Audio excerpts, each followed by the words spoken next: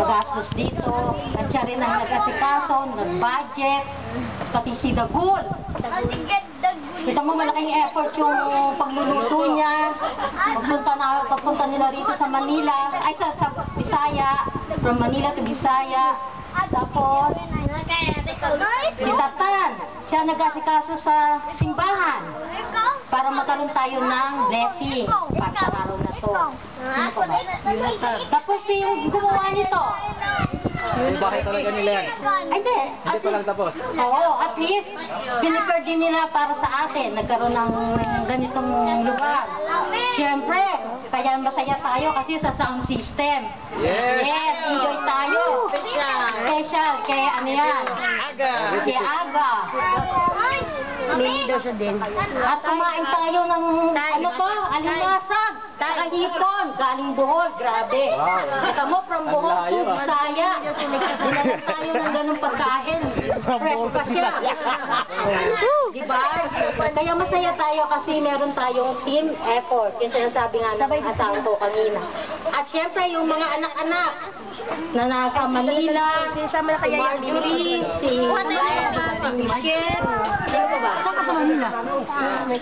Ayan, si Jenny, sa kanyang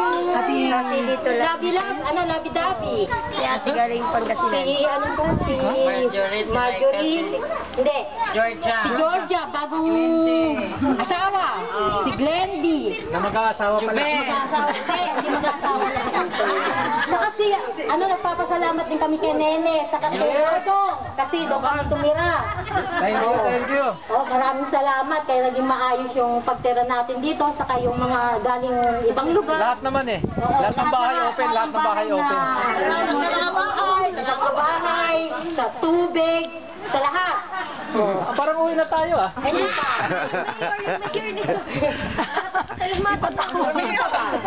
O si Michelle, hindi ko nabanggit. Siyempre, yung dalawa kong anak. Yung photographer, saka si RJ na alam ko naman na bagong gising. Pero nandito nakipag-cooperate.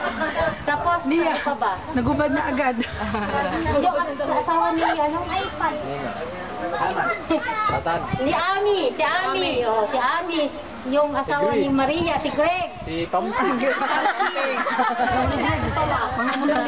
Sinasar saka si Dada. Dada, ibig sabihin lahat tayo kumpleto. So, natutuwa ako. Maraming salamat. Palakpakan naman dyan, pati ba?